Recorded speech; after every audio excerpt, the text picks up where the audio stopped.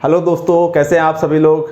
तो चलिए, आपका स्वागत है आपकी अपनी चैनल फिजिक्स पाठशाला में। तो देखो दोस्तों, हम लोगों ने अभी तक इसके पहले पार्ट में देखा था इस वीडियो के कि जो संयुक्त सूक्ष्मदर्शी होती है वो क्या होती है, किस प्रकार से कार्य करती है, उसका प्रतिबिंब किस प्रकार से बनता है, आवर्धन क्षमता कितनी होती है। तो उसकी जो आवर्धन क्षमता थी हम लोगों ने देखो निकाली थी पहले वाले पार्ट में। कितनी निकल के आई थी, देखो ये हमने यहाँ पे लिखा हुआ है कि सूक्ष्मदर्शी की जो आवर्धन क्षमता थी जिसको हम एम से प्रदर्शित कर रहे थे, मैग्नीफाइंग पावर, वो कितनी थी माइनस का वी ओ अपॉन में यू ई इंटू में डी अपॉन यू ई। ये क्या था, माइनस का वी ओ अपॉन में यू ओ इंटू में डी अपॉन यू ई। ये थी सूक्ष्मदर्शी की आवर्धन क्षमता या मैग्नीफाइंग पावर। तो देखो दोस्तों, हम लोगों ने कल इसके विषय अच्छे से चर्चा की थी कि रचना किस प्रकार से होती है, इसको हम समायोजन कैसे करते हैं, प्रतिबिंब किस प्रकार से बनता है, और हमने आवर्धन का जब सूत्र निकाला था तो हमने पहले पार्ट में ये बोला था इस वीडियो के कि देखो दोस्तों, हम इसको विशेष परिस्थितियां कुछ लेके देखेंगे और हम इस पर चर्चा करेंगे कि अलग अलग परिस्थितियों में इसकी आवर्धन क्षमता किस प्रकार से हो सकती है। तो चलिए आज हम लोग कुछ चर्चा करते हैं। देखो, एक कल हम लोगों ने एक किरण आरेख खींचा था, आप लोग जो पहली वाली वीडियो थी, पहला पार्ट था वीडियो का, आप लोग उसको भी देखना। और यहाँ पे एक किरण आरेख हमने और खींचा है। जो पहले वाला किरण आरेख था जो हम लोगों ने पहले पार्ट में देखा था, वो था जब अंतिम प्रतिबिंब कहाँ पे बन रहा था, नेत्रिका से डी दूरी पर बन रहा था। डी हमने कहा बोला था, डी हमने बोला था कि ये है स्पष्ट दृष्टि की न्यूनतम दूरी। तो ये पहला केस हम लोग यहाँ पे दो केस देखेंगे। पहला केस क्या है, जब प्रतिबिंब, जब अंतिम प्रतिबिंब को हम लोग क्या बोल रहे थे, A double dash B double dash. जब अंतिम प्रतिबिंब A double dash B double dash कहाँ पे बनता है, स्पष्ट दृष्टि की न्यूनतम दूरी पर बनता है। तो इस परिस्थिति में जो सूक्ष्मदर्शी होगी इसकी आवर्धन क्षमता क्या होगी, इस पे हम लोग चर्चा करेंगे। इसके बाद दूसरा हम लोग इसी में केस लेके देख रहे हैं, विशेष परिस्थिति, स्पेशल केस क्या है कि जब जो अंतिम प्रतिबिंब है A double dash B double dash, जो हमने कल चित्र बनाया था, वो कहाँ पे बनता है, अनंत पर बनता है। तो ऐसी परिस्थिति में सूक्ष्मदर्शी जो होगी इसकी आवर्धन क्षमता कितनी होगी।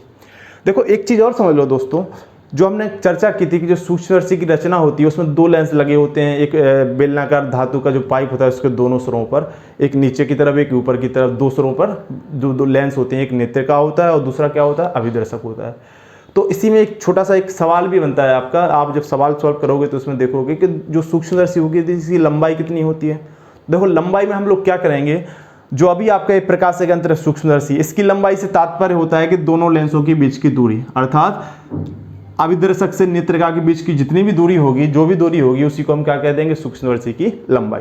तो हम दोनों ही परिस्थितियों में क्या करेंगे, लंबाई की गणना और कर लेंगे कि इसमें लंबाई क्या होगी। तो देखो दोस्तों, पहले हम लोग क्या कर रहे हैं, पहला हम केस ए लेके देख रहे हैं। पहली परिस्थिति क्या है, स्पेशल केस में नंबर 1, जब अंतिम प्रतिबिंब कहाँ पे बन रहा है, जब अंतिम प्रतिबिंब स्पष्ट दृष्टि की न्यूनतम दूरी पर बन रहा है, अर्थात कहाँ पे बन रहा है, डी दूरी पर बन रहा है। स्पष्ट दृष्टि की न्यूनतम दूरी को हम लोग क्या कह रहे हैं, डी कह रहे हैं।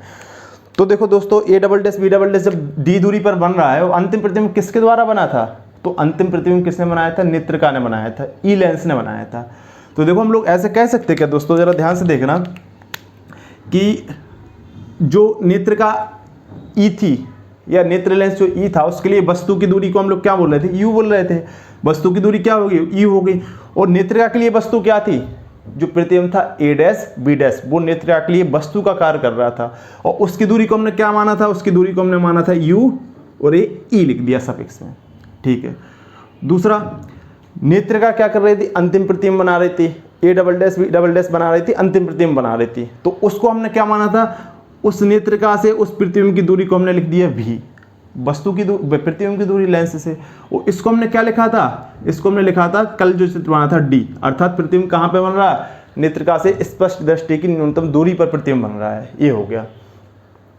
और जो नेत्रिका है उसकी फोकस दूरी को हमने क्या माना था, उसकी फोकस दूरी को हमने माना था एफ, और ये ई, नेत्रिका की फोकस दूरी, नेत्रिका से अंतिम प्रतिबिंब की दूरी, नेत्रिका से वस्तु की दूरी। अब हम चिन्ह परिपाटी का उपयोग और कर ले रहे हैं। तो देखो दोस्तों, ध्यान से देखो, कल का चित्र में देखो, यहाँ पे भी देख सकते हो आप लोग, जो वस्तु थी वो लेंस के इस तरफ थी, ए डैश बी डैश, जो नेत्रिका के लिए जो वस्तु थी ए डैश बी डैश, देखो ये वाली वस्तु ए डैश बी डैश, वो इस तरफ थी। ए वाली दूरी क्या थी, अपन लोगों ने क्या बोला था इसमें, यू ई बोला था। तो चिन्ह परिपाटी से देखेंगे तो ये दूरी कैसी हो जाएगी, ऋणात्मक। इस तरफ दूरियां नाप रहे हैं हम लोग। और जो नेत्रिका से प्रतिबिंब बन रहा था स्पष्ट दृष्टि की न्यूनतम दूरी पर, यहाँ पर कल का जो चित्र बना था, मतलब पहले वाले पार्ट में था जो चित्र वीडियो के, वो था A double dash B double dash, और वो दूरी भी किस तरफ थी, इस तरफ थी। तो चिन्ह परिपाटी से क्या हो जाएगा, ए भी नेगेटिव में हो जाएगा। और ये क्या है, ये इसका द्वितीय फोकस है, जो कि क्या होता है किसी भी लेंस का मुख्य फोकस, उत्तल लेंस का, तो ये पॉजिटिव में ही रहेगा। तो देखो दोस्तों, अगर हम लोग यहाँ से देखें तो लेंस, देखो सूत्र से देखें कि 1/f बराबर क्या होता है, 1/f बराबर होता है 1/v और माइनस का 1/u। यहाँ से देखो दोस्तों, आप क्या करो, इस सूत्र की सहायता से इस लेंस के लिए लगा रहे हैं, नेत्रिका के लिए, तो इसमें हम क्या कर रहे हैं, ये सभी मान रखे दे रहे हैं। तो देखो दोस्तों क्या निकल के आता है, तो ये निकल के आएगा, इसको ऐसे रख रहे 1/d, v का मान रख रहे हैं पहले, d मतलब ये -d, माइनस का 1/u, u का मान कितना है, जो कि ये माइनस का ue बराबर 1/f, जो कि कितना है f e हो गया।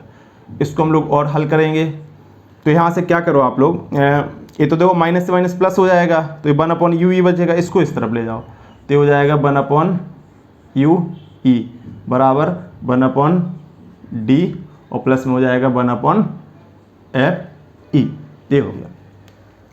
यहाँ से क्या करो, दोनों तरफ d का गुणा कर दो, इस वाले समीकरण में दोनों तरफ d का गुणा कर दो, तो क्या बन जाएगा, देखो दोस्तों d अपॉन में ue बराबर 1 + 1/fe, ये कुछ देखो निकल गया अपना, इसको हम क्या डाले दे रहे हैं, समीकरण नंबर 2 डाले दे रहे हैं। तो देखो ये क्या हो गया, हमने d/ue की वैल्यू निकाल ली। अब देखो दोस्तों, जो दूर सूक्ष्मदर्शी थी उसकी आवर्धन क्षमता क्या थी, m बराबर माइनस का VO/UO, और गुणा में क्या था d/UE। तो हम क्या कर रहे हैं, इस वाली जो d/UE में ये मान रखे दे रहे हैं। तो देखो क्या बनेगी इस परिस्थिति में आवर्धन क्षमता, तो इस परिस्थिति में आवर्धन क्षमता क्या बनेगी, m बराबर हो जाएगा माइनस का VO/UO, और गुणा में क्या आ जाएगा 1 प्लस में 1/fe, ये आ गया। इसमें कोई दिक्कत तो नहीं, यहाँ तक आप लोगों को कोई दिक्कत नहीं होनी चाहिए। तो देखो ये आ गया किस परिस्थिति में, जब अंतिम प्रतिबिंब कहाँ पे बन रहा है, स्पष्ट दृष्टि की न्यूनतम दूरी अर्थात d पर बन रहा है, a double dash b double dash कहाँ पे बन रहा है, d पर बन रहा है। तो इस परिस्थिति में जो सूक्ष्मदर्शी होगी इसकी आवर्धन क्षमता कितनी हो जाएगी, ये हो जाएगी। अगर हम बात करें दोस्तों कि सूक्ष्मदर्शी की लंबाई कितनी होगी, देखो लंबाई से हमने क्या कहा, लंबाई से तात्पर्य ये है कि जो बेलनाकार धातु का जो पाइप था उसमें जो 2 लेंस लिए थे हमने, एक अभिदर्शक और दूसरा क्या था आपका नेत्रकार, इस प्रकार से यहाँ पे देख लो। तो इसकी टोटल लेंथ कितनी होगी, अर्थात आप ऐसे कह सकते हो, देखो चित्र तो एक ही है, बस ये अंतिम प्रतिबिंब अनंत के लिए है, और कल जो मतलब पहले पार्ट में जो बना था वो किसके लिए था, वो था आपका जब प्रतिबिंब कहाँ पे बन रहा हो, डी पे बन रहा हो। तो ये है सूक्ष्मदर्शी की लंबाई। तो देखो इस परिस्थिति में अगर हम लंबाई की बात करें कि इस परिस्थिति में सूक्ष्मदर्शी की लंबाई कितनी होगी, तो देखो लंबाई जो होगी दोस्तों, लंबाई इसको हमने L मान लिया, सूक्ष्मदर्शी की लंबाई कितनी होगी, इसको हमने मान लिया L। L क्या हो जाएगा, यहाँ से यहाँ तक की पूरी लेंथ, तो ए वाली दूरी क्या है VO, यहाँ पे प्रतिबिंब बन रहा है A dash B dash, A dash B dash, तो ए वाली दूरी कितनी हो गई, देखो दोस्तों ए वाली दूरी हो गई VO, और ए वाली दूरी क्या है, ए वाली दूरी थी UE। इस वस्तु के लिए A डैश B डैश के लिए यहाँ से यहाँ तक की दूरी क्या थी, नेत्रिका से A डैश B डैश तक की दूरी वो थी अपनी UE। तो कुल दूरी कितनी हो जाएगी, ये हो जाएगी अपनी VO और प्लस में UE, ये होगी क्या लंबाई, ये होगी सूक्ष्मदर्शी की लंबाई। तो देखो दोस्तों ये हो गया अपना पहला केस, यहाँ तक आप लोगों को कोई दिक्कत नहीं होनी चाहिए, ठीक है, यहाँ तक कोई दिक्कत नहीं है ना आप लोगों को। चलिए तो देखो हम लोग क्या करते हैं, अब आगे बढ़ते हैं। देखो दोस्तों हम पहले दूसरे केस की चर्चा और कर ले रहे हैं, इसके बाद हम लोग ये देखेंगे कि जो दूरदर्शी जो सूक्ष्मदर्शी होती है उसकी आवर्धन क्षमता को किस प्रकार से बढ़ा सकते हैं। तो हम चर्चा करेंगे कि कौन कौन से कारक होते हैं जो सूक्ष्मदर्शी की आवर्धन क्षमता को क्या करते हैं, प्रभावित करते हैं, और प्रभावित करते हैं तो उसकी आवर्धन क्षमता कैसे बढ़ाई जा सकती है। तो देखो दूसरे केस में अगर हम देखें कि जब अंतिम प्रतिबिंब कहाँ पे बन रहा हो, अनंत पर बन रहा हो, तो देखो हमने यहाँ पे किरण आरेख बनाया हुआ है, तो हम लोग थोड़ी चर्चा कर ले रहे किरण आरेख पर। ये तो कल हम लोगों ने पहले पार्ट में क्लियर कर लिया था इसका, कि यहाँ पे कोई वस्तु रखी है AB, यहाँ से देखो किरण चल रही हैं, ये कौन सी है, ये अभिदर्शक लेंस हो गया, O लेंस हो गया, ये इसका फोकस है FO डैश प्रथम फोकस, इसका द्वितीय फोकस है। इस अभिदर्शक लेंस ने यहाँ पे एक प्रतिबिंब बनाया A डैश B डैश, देखो ये A डैश B डैश, जो कि क्या करेगा, इसके लिए वस्तु का कार्य करेगा। और नेत्रिका क्या करेगी, अंतिम प्रतिबिंब क्या बनाएगी, A double dash B double dash. एक बार बताओ दोस्तों, अगर किसी लेंस का उत्तल लेंस पे अगर अंतिम प्रतिबिंब अनंत पे कब बनता है, बताओ। किसी उत्तल लेंस द्वारा जो प्रतिबिंब बनता है वो अनंत पर कैसी स्थिति में बनता है, जब वस्तु उस लेंस के फोकस पर रखी हो। अगर वस्तु लेंस के फोकस पर रख दी जाए तो जो प्रतिबिंब होगा वो कहाँ पे बनेगा, अनंत पर बनेगा। अर्थात जो नेत्रिका से वस्तु की दूरी को जिसको हम क्या बोल रहे थे, UE, इसका मान किसके बराबर हो जाए, FE के बराबर हो जाए। FE का मतलब है नेत्रिका की फोकस दूरी, FE। अर्थात FE बराबर क्या हो जाए, UE हो जाए। तो ऐसी परिस्थिति में क्या हो जाएगा, ऐसी परिस्थिति में जो देखो ये वस्तु है, देखो यही क्या है आपका, यही पॉइंट आपका यहाँ से यहाँ तक की दूरी UE है और यही क्या है, इसकी फोकस दूरी है, किसके लिए, नेत्रिका के लिए। तो ऐसी परिस्थिति में नेत्रिका द्वारा जो अंतिम प्रतिबिंब है, पहले देखो यहाँ पे बन रहा था, अब नेत्रिका द्वारा जो अंतिम प्रतिबिंब है वो कहाँ पे बनेगा, वो अनंतता पर बनेगा, या ऐसे कह लो अनंत पर बनेगा। और किरणें देखो ऐसे कैसे चले जाएंगी, सीधी चली जाएंगी। तो इस परिस्थिति में अगर आवर्धन क्षमता की बात करें तो आवर्धन क्षमता को हम लेके दे रहे M। देखो ये क्या हो गया, इसमें क्या आ गया परिवर्तन, कि जो FE है वही क्या है अपना, वही UE है। तो ऐसी परिस्थिति में अगर हम आवर्धन क्षमता की बात करें दोस्तों, तो क्या परिवर्तन करना है हमें, कि जो FE है उसको UE है उसको FE के बराबर रख दो। तो देखो यहाँ पे देखो फॉर्मूला ये था, तो समीकरण 1 से देखो दोस्तों हम लोग ऐसे लिख दें क्या, VO अपॉन में UE और गुणा में क्या लिख दें, इसको लिखे दे रहे D अपॉन में इसको क्या लिख दें, देखो FE। ये हो गई सूक्ष्मदर्शी की आवर्धन क्षमता। कब, किस परिस्थिति में हो गया ये वाला फॉर्मूला, इसको डाल दो समीकरण नंबर 4। ये किस परिस्थिति में हो गया, ये हो गया जब अंतिम प्रतिबिंब कहाँ पे बनता हो, अनंतता पर बनता हो। देखो दोस्तों एक चीज और समझ लो आप लोग, कि अगर हम इस परिस्थिति में भी दूरदर्शी जो सूक्ष्मदर्शी है, सॉरी, इसकी लंबाई की बात करें तो लंबाई देखो सीधा सीधा है, लंबाई में ज़्यादा आपको टेंशन नहीं लेना है। सूक्ष्मदर्शी की लंबाई मतलब इस बेलनाकार पाइप में जो लेंस, दो लेंस लगे हुए हैं, जिसको हम लोग क्या बोल रहे हैं, एक को नेत्रिका बोल रहे हैं और दूसरे को क्या बोल रहे हैं, दूसरे को बोल रहे हैं अभिदर्शक। इनकी टोटल लेंथ कितनी है, देखो यहाँ से यहाँ तक की दूरी की बात कर रहे हैं। तो अगर यहाँ पे लंबाई की बात करें तो लंबाई के लिए हम छोटा सा लिखे दे रहे हैं, लंबाई जो होगी क्या होगी, आप लोग खुद बता सकते हो, लंबाई L लंबाई होगी। यहाँ से देखो दूरियां निकालनी है आपको, यहाँ से यहाँ तक की दूरी, ए वाली दूरी आपको पता है कि A डैश B डैश की इस O लेंस से दूरी कितनी है, VO है। तो इसको हम ऐसे लेके दे रहे हैं यहाँ पे, तो ये कितनी है, A VO है। और यहाँ से यहाँ तक की दूरी क्या है, अरे नेत्रिका की फोकस दूरी है, क्योंकि अब तो हमने वस्तु फोकस पे रखी है। तो ए वाली दूरी क्या हो गई, ए वाली दूरी हो गई FE। तो इस प्रकार से ये होगी नेत्रिका की, सॉरी, सूक्ष्मदर्शी की लंबाई। देखो समझ में आ गया दोस्तों आपको, कि जब अंतिम प्रतिबिंब अनंत पे बन रहा हो तो लंबाई कितनी हो गई, VO प्लस FE। और इस स्थिति में आवर्धन क्षमता कितनी हो गई, तो माइनस का VO अपॉन में UE गुणा में D अपॉन FE, ये हो गई आवर्धन क्षमता। तो देखो ये हो गया आपके दोनों पार्ट क्लियर। देखो एक चीज़ और समझ लो दोस्तों आप लोग, कि अगर मान लो कोई वस्तु, जैसे आप लोग थोड़ा ध्यान से देखना, हम आपको एक प्रैक्टिकल करके बता रहे हैं। जैसे हमने माना एक वस्तु है, इस वस्तु को मान लो हम ये देख रहे हैं, मान लो यहाँ पे रखी हुई है वस्तु, बड़े आराम से हम इसको देख रहे हैं। आराम से मतलब हमारी आंखें इस पर फोकसित करके, यहाँ पे सीधा फोकसित करके आंखों को इसको देख रही हैं वस्तु। अगर हम वस्तु को और पास लाते जाएं तो आंख क्या करेगी, अपनी समंजन क्षमता का उपयोग करके थोड़ा सा ऐसे एडजस्ट करेगी और इस पर फोकसित करेगी। और पास ले आएँ, आंख अपनी फोकस दूरी और कम करेगी और समंजन क्षमता का उपयोग करेगी और एडजस्ट करेगी। और ज़्यादा पास लाएँ, यहाँ तक ले आए, वस्तु में यहाँ तक क्लियर दिखाई दे रही है, तो आंख अपनी समंजन क्षमता का उपयोग करके फोकस दूरी घटा के क्या करेगी, इस वस्तु को अच्छे से देखेगी। लेकिन ये क्या है, न्यूनतम दूरी है। अगर हम इससे पास वस्तु को लाते हैं तो फिर वो वस्तु हमें स्पष्ट दिखाई नहीं देगी। अर्थात जहाँ तक हम वस्तु को स्पष्ट देख पा रहे हैं उसी को हम दूरी को क्या कहेंगे, आंख से वस्तु तक की दूरी, स्पष्ट दृष्टि की न्यूनतम दूरी। अगर मान लो हम दूर ले जाएं तो हमारी आंख फिर समंजन क्षमता का उपयोग करके अपनी दूरी को, थोड़ी फोकस दूरी को बढ़ा ले रही है। अर्थात हम ऐसे कहेंगे क्या, कि वस्तु जितनी दूर होती चली जा रही है, आंख उतनी रिलैक्स कंडीशन में आती चली जा रही है। अगर मान लो वस्तु अनंत पर रखी हो तो हम बड़े आराम से किसी वस्तु को ऐसे, जैसे अनंत की आप किसी वस्तु को देखो, मान लो जैसे आप एग्जाम्पल के लिए आप खड़े हो जाओ, आप बाहर निकल के मान लो तारों को देखो, जो दूर तारे स्थित हैं, चंद्रमा स्थित है, तो आप कैसे देखोगे, बड़ी रिलैक्स स्थिति में देखोगे, आंख बड़ी रिलैक्स स्थिति में होगी।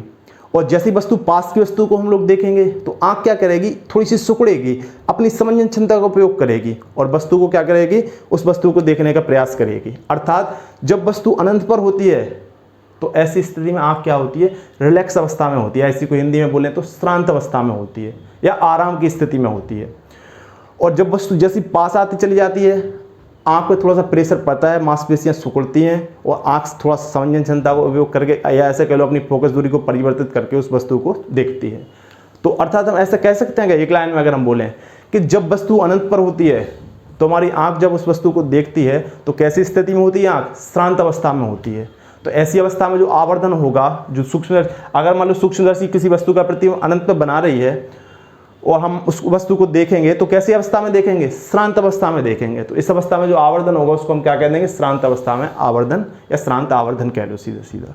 तो ठीक है, तो अगर जब अंतिम प्रतिबिंब अनंत पे बनेगा तो ऐसी स्थिति में जो आंख होगी वो कैसी अवस्था में होगी, श्रांत अवस्था में होगी, और जो आवर्धन होगा वो क्या हो गया, ये हो गया श्रांत अवस्था में आवर्धन। एक चीज़ और समझ लो दोस्तों आप लोग कि जो सूक्ष्मदर्शी होती है इसकी आवर्धन क्षमता को कैसे बढ़ाते हैं। अब देखो आपको कुछ चीज़ें क्लियर हो रही होंगी। आप समीकरण 1 को देख लो, समीकरण 3 को देख लो और समीकरण 4 को देख लो। ये हमने निकाल ली आवर्धन क्षमता। ये दो सामान्य परिस्थिति में आवर्धन क्षमता थी, ये कुछ हमने स्पेशल परिस्थिति देखी है, स्पेशल केसेस देखे हैं। पहला केस ये है और दूसरा केस ये है, तो उसमें आवर्धन क्षमता हो गई। एक बात बताओ दोस्तों, अगर इसमें हम आवर्धन क्षमता के फॉर्मूलों को देखें तो 3 बातों पर तो निर्भर ही कर रहे हैं, कोई 3-4 बातें। कौन कौन सी है, VO, UO, D, UE और FE। अर्थात जो फॉर्मूला है आवर्धन क्षमता का, ऐसे कह लो सूक्ष्मदर्शी की जो आवर्धन क्षमता है वो किन के आंकिक मान पर निर्भर कर रही है। इनको आपको चिन्ह के साथ नहीं रखना है, केवल आंकिक मान रखने हैं। VO हो गया, EO हो गया, FE हो गया और D हो गया। तो इन फॉर्मूलों में, इन सूत्रों में आप जैसे ही इनके आंकिक मान रखोगे आपको क्या मिल जाएगी, सूक्ष्मदर्शी की आवर्धन क्षमता प्राप्त हो जाएगी। दूसरी बात, यहाँ पर देखो माइनस चिन्ह आ रहा है, ये देखो तीनों फॉर्मूले में माइनस चिन्ह आ रहा है या ऋण चिन्ह आ रहा है। तो ऋण चिन्ह का मतलब ये है कि जो प्रतिबिंब हमें प्राप्त होता है, अंतिम प्रतिबिंब, वो कैसा प्राप्त होता है, वो उल्टा और वास्तविक प्रतिबिंब हमें प्राप्त होता है। मतलब जो हमें अंतिम प्रतिबिंब मिलेगा A double dash B double dash, यहाँ पर ऋण चिन्ह आने का मतलब ये है कि जो अंतिम प्रतिबिंब होगा वो उल्टा होगा, और उल्टा होने के साथ साथ कैसा हो जाएगा, फिर वो वास्तविक हो जाएगा। ठीक है, अब देखो इसमें एक लास्ट पॉइंट और समझ लो दोस्तों आप लोग कि आवर्धन क्षमता को हम बढ़ाते कैसे हैं। तो इसमें हम कुछ पॉइंट लेके बता रहे हैं, आपको समझा रहे हैं। तो पहला पॉइंट आप लोग देखो, इसमें आप खुद देखो दोस्तों, आप लोग एक बात बताओ कि अगर हमें दूरदर्शी की सूक्ष्मदर्शी की आवर्धन क्षमता बढ़ानी है तो क्या होना चाहिए। देखो 2-3 बातों पर निर्भर कर रही है ये चीज़ें। VO पे निर्भर कर रही है, UO पे निर्भर कर रही है, या इसी को कह लो UE, या इसी को ऐसे कह लो FE पे निर्भर कर रही है। तो सबसे पहले अगर हम बात करें, चलो EO की चर्चा करें ले रहे हैं, तो अगर हमें सूक्ष्मदर्शी की जो आवर्धन क्षमता है इसको बढ़ाना है, हम चाहते हैं कि सूक्ष्मदर्शी की आवर्धन क्षमता ज़्यादा से ज़्यादा हो। मतलब सूक्ष्मदर्शी क्या करे, किसी छोटी सी वस्तु का बड़ा से बड़ा प्रतिबिंब हमें बना के दिखाए, या उस प्रतिबिंब जो अंतिम प्रतिबिंब वो कैसा, वो बड़े से बड़ा बने। तो हम क्या करेंगे, एक बार बताओ, M का मान को ज़्यादा से ज़्यादा होने के लिए UO का मान क्या होना चाहिए, UO का मान कम से कम होना चाहिए। देखो अंश बटे हर जितना कम होगा ये पूरी भिन्न क्या हो जाएगी, उतनी बड़ी हो जाएगी। अर्थात क्या होना चाहिए, UO का मान कम से कम होना चाहिए। UO का मान कम से कम होना चाहिए। अब थोड़ा चित्र में समझ रहे हैं दोस्तों, O क्या है, अभिदर्शक, और UO क्या है, अभिदर्शक से वस्तु की दूरी, ये है UO A। अर्थात इसका मान कम से कम होना चाहिए। जब इसका मान कम से कम होगा, अर्थात जो वस्तु A भी है पास से, देखो क्या होना चाहिए, UO का मान कम होना चाहिए। UO का मान कम होने का मतलब क्या है, UO का मान कम होने का मतलब ये है कि जो वस्तु A भी है वो कैसी होनी चाहिए, अभिदर्शक के पास होनी चाहिए। क्लियर है ना, कि जो UO का मान कम कब होगा, देखो जब वस्तु अभिदर्शक के पास होगी। अब जरा हम देखते हैं, देखना सोचना थोड़ा सा, ये वस्तु मान ली, फोकस दूरी देखो ये है इसका प्रथम फोकस, हम और पास ले आए, और पास ले आए, और पास ले आए, यहाँ पे लाए।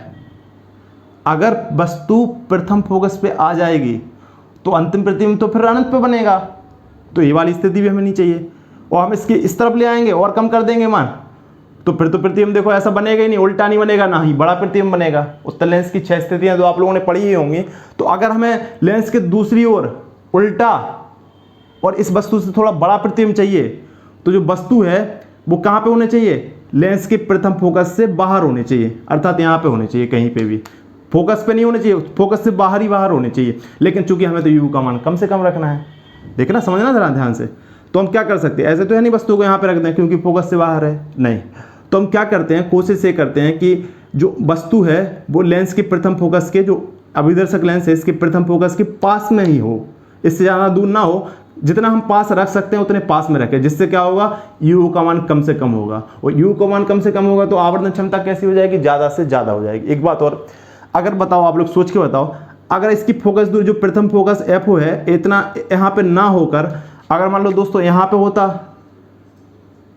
एफ ओ डैश, तो वस्तु अभी जो हमने यहाँ पे रखे हम यहाँ पे रख सकते कि नहीं रख सकते थे, क्यों, फोकस से दूर रखना है, मतलब एफ ओ का मान जितना कम से कम होगा तो वस्तु को हम उतनी पास से पास रखते चले जाएंगे। अर्थात एक पॉइंट समझना, यहाँ से जो अभिदर्शक लेंस है उसकी प्रथम फोकस दूरी कैसी होनी चाहिए, कम से कम होनी चाहिए। अगर अभिदर्शक लेंस की प्रथम फोकस दूरी कम से कम होगी, ये जितना छोटा होगा वस्तु को और हम इतनी पास में रख सकते हैं, तो इसको हम ऐसे कह सकते हैं एफ ओ का मान क्या होना चाहिए, एफ ओ डैश कम से कम। समझ में आ गया ना आप लोगों को, कि अगर हमें सूक्ष्मदर्शी की आवर्तन क्षमता को बढ़ाना है तो उससे जो वस्तु की दूरी है यूओ, उसका मान कम से कम होना चाहिए। यूओ का मान कम से कम होने के लिए क्या होना चाहिए, जो अभिदर्शक लेंस इसकी फोकस दूरी कम से कम होनी चाहिए। अगर इसकी फोकस दूरी कम से कम होगी तो सामान्य सी बात है हम और पास में वस्तु को रख पाएंगे, अर्थात यूओ का मान छोटा हो जाएगा, और यूओ का मान जैसे छोटा हो जाएगा तो वस्तु की जो आपका जो आवर्तन क्षमता है सूक्ष्मदर्शी की कैसी हो जाएगी, वो ज़्यादा से ज़्यादा हो जाएगी। ठीक है, दूसरा पॉइंट समझते हैं हम लोग, VO।